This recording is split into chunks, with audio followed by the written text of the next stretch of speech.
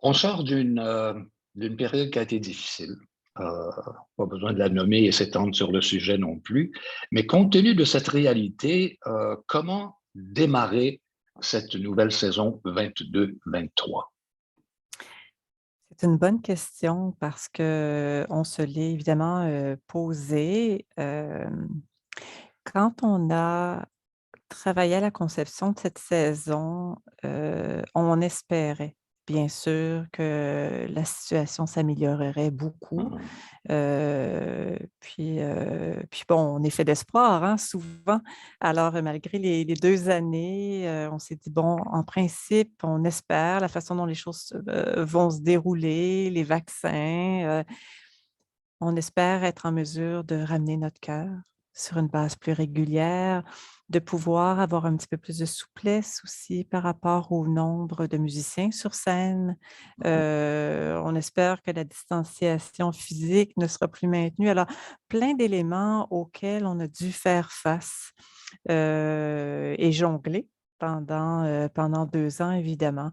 Alors peut-être que cette saison, marquait où on voulait remarquer un certain retour à la normalité, c'est-à-dire en espérant qu'on n'ait plus exactement les mêmes contraintes, qu'on avait dû, auxquelles on avait fait face pendant 2 ans. Puis aussi peut-être, lancer, disons amener un répertoire qui pouvait être porteur, d'espoir, ramener le cœur, donc le cœur qui symbolise tellement le partage, la communauté et dont on s'était tellement ennuyé, de notre cœur OSM. Donc de ramener un plus grand nombre d'œuvres diversifiées en lien avec notre cœur. Donc il y a cet élément-là, je crois qu'on voulait et aussi, c'est la première saison donc de Raphaël, Paillari à titre de directeur musical.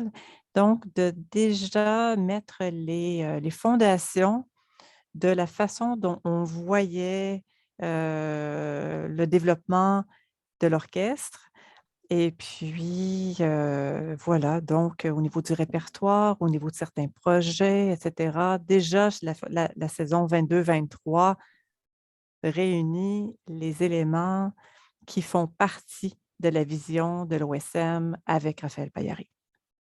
Vous avez choisi de démarrer la saison sous un thème mené par l'intensité, et moi j'ajouterais à l'année, parce que ayant pris connaissance de l'ensemble de votre programmation, je trouve que de, de, de nommer les choses et de dire résurrection, c'est ce dont on a besoin, et on va démarrer les choses, le culturel chez nous à l'OSM avec cet événement.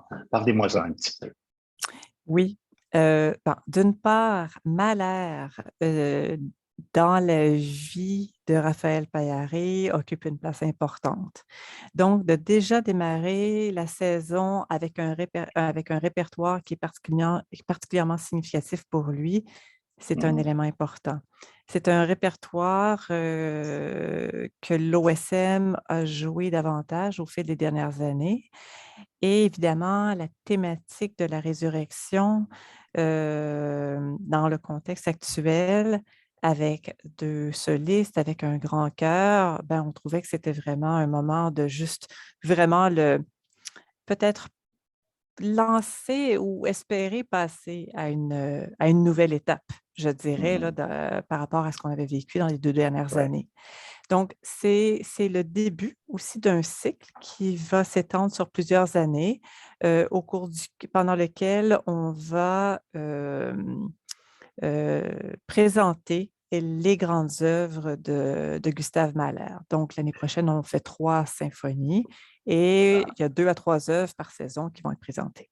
Alors, c'est résurrection, Mahler, plus, plus, plus.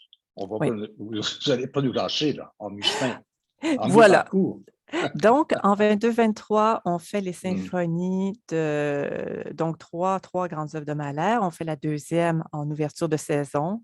Nous Mhm. ferons la troisième symphonie, avec une soliste Michel de Jong et le chœur de femmes, donc la symphonie numéro Ouais. 3 en clôture de saison et au printemps, la cinquième symphonie que nous présentons à Montréal, mais également, notamment à Carnegie Hall, donc à New York, Ouais, ainsi qu'à Washington. Donc, c'est 3 moments forts de la saison.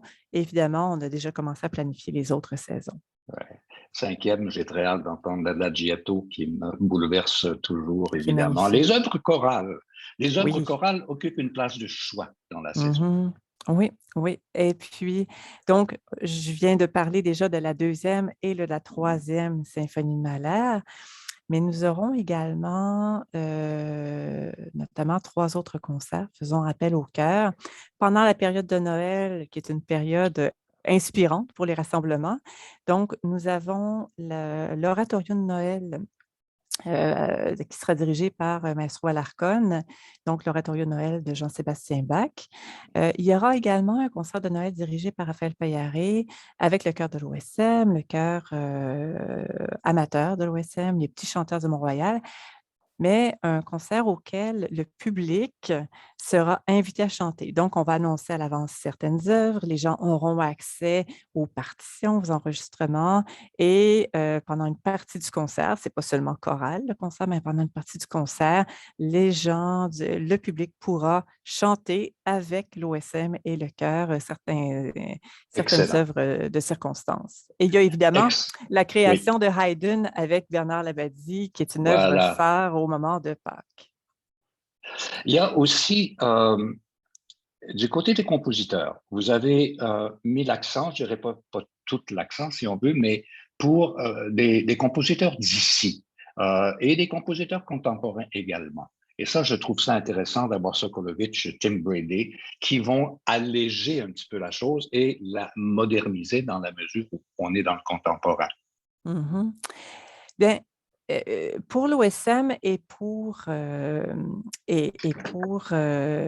Paillaré, la création, la musique de notre temps est très importante. Il y a Hmm. une grande diversité d'esthétiques, une grande diversité d'approches, un petit peu comme dans la musique pop, hein. C'est très, très diversifié à travers les époques, à travers les pays, et cetera. Et c'est vraiment une façon ce sont autant d'échos, autant de réflexions, autant de regards sur notre monde d'aujourd'hui. Alors évidemment, des fois, ça peut nous bousculer un petit peu, mais ça reste Mais on toujours aime ça. intéressant. Oui, On aime oui, ça être c'est bien, bousculé. ça peut servir à ça aussi, la création. Mhm. Donc, on a une création, une co-commande que nous présentons dès le début de la saison avec la Symphonie de Mahler à un compositeur autrichien qui s'appelle Thomas Larcher. Et nous avons, vous savez, d'une année à l'autre, nous avons toujours dans notre programmation une dizaine d'œuvres de compositeurs canadiens, dont 3 à 4 commandes. Et donc, parmi ces œuvres, il y a une création qui sera faite sous la direction de Raphaël Paillaré au printemps, donc une création d'Anna Sokolovic, qui est notre compositrice en résidence, une œuvre inspirée par une île euh, de la Croatie qui s'appelle Melita. Nous aurons également un concerto pour violon écrit pour notre concertmaster, donc notre violon solo, Andrew One, donc composé par Tim Brady. Nous avons également une pièce inspirée par l'univers perse par Katia Magdisi Warren. Et à travers toutes les œuvres, il y en a une que je voudrais mentionner qui s'appelle Précipice, que nous avons créée la saison dernière. Et c'est une œuvre d'une compositrice, Dorothy Chang, que nous allons jouer également à Carnegie Hall et à Washington. Quelques chefs invités, dont Kent Nagano, qui viendra Oui, à 2 reprises. à 2 reprises. Alors, donc, il est évident là, que la relation entre l'OSM et Kent Nagano, mais aussi la relation qu'il a avec la communauté, cette relation-là est très, très forte et Ça va de puis soi. donc c'est une relation qu'on chérit, qu'on veut maintenir. Mhm. Donc effectivement, l'année prochaine, il sera avec nous à 2 reprises, dans des programmes tout à fait différents. Une fois à l'automne dans un programme, Mozart, Schubert et une fois, au printemps dans un répertoire, plus russe, voilà. Alors, Vous donc allez, avec oui, oui, vous allez accueillir Barbara Hannigan. J'avoue que oui, c'est un coup de cœur qui ne lâche pas, là. Et ouais, Barbara Hannigan, sa présence est toujours assez éblouissante. Merci. ouais. Dans quel contexte vous recevrez Barbara? Alors, Barbara Hannigan va venir pour 3 concerts comme chanteuse. quand Alors, je même. le spécifie parce qu'on sait qu'elle est Ah chanteuse, oui. mais qu'elle est chef d'orchestre également. Mhm. Donc, c'est le début d'une collaboration que nous développons avec elle. Donc, elle fera ses débuts Excellent. avec nous en décembre. Et puis, elle interprétera, c'est un très beau voyage, je pense, auquel les gens sont conviés. Elle interprétera une pièce de Nono donc du compositeur italien pour voix solo. Également Lonely Child de Claude Vivier. Donc, on Oui. est autour de l'enfance, de la vie, de la mort. Et donc, la performance, les interprétations de Barbara Hannigan seront suivies Mhm. par la Symphonie fantastique de Berlioz. Donc, ce concert sera dirigé par Raphaël Paillaré. Et donc, je crois que c'est vraiment un beau parcours. Mhm. Barbara Hannigan, effectivement, est une artiste unique et qui a une présence scénique qui est formidable. Donc, Mhm. on est très, très, très, très heureux d'entamer cette collaboration avec elle. On pourrait continuer longtemps sur la saison prochaine, mais j'aimerais qu'on se garde un tout petit peu de temps pour la virée classique. Et la Oui, virée classique étant évidemment, depuis quelques années, un endroit, bon, on pense tout de suite au stade olympique quand oui, on parle de la virée classique, mais ça va beaucoup plus loin que ça également. oui, ça va plus loin que ça. C'est sûr que le stade est une partie importante de la virée classique. Mais c'est le coup de lancement. Donc, le 10 Mhm. août, nous donnerons ce grand concert avec l'OSM sous la direction de Raphaël Paillaré. Oui. Et donc, pendant le week-end qui suit, 12, 13, 14 août, nous serons à la Place des Arts, à la Maison symphonique, dans différents lieux euh, le- où on retrouvera l'OSM, plusieurs solistes invités, et pour des concerts symphoniques, mais de la Mhm. musique de chambre, du À récital, l'intérieur, en plusieurs, extérieur et en intérieur. exactement. Alors, de près d'une Alors, centaine d'animations, activités gratuites à l'extérieur et 25 concerts dans les salles. et 24 concerts, je crois que c'est à 10 dollars ou à moins de, enfin, À très partir de, abordable. à partir de 10 ce sont des concerts d'une durée de 45 à 60 minutes, très Ouais. abordables autour d'une thématique, les Amériques. Alors, donc, des compositeurs, des artistes issus des Amériques, inspirés par les Amériques. Je Voilà. nomme Branford Marsalis, Janine Lubick, Bruce Liu, Pancho Flores, James Hines. Enfin, il y en a pour tous les goûts. Et c'est une virée classique vraiment hyper intéressante. Écoutez, Merci. c'est à peu près tout notre temps ce matin.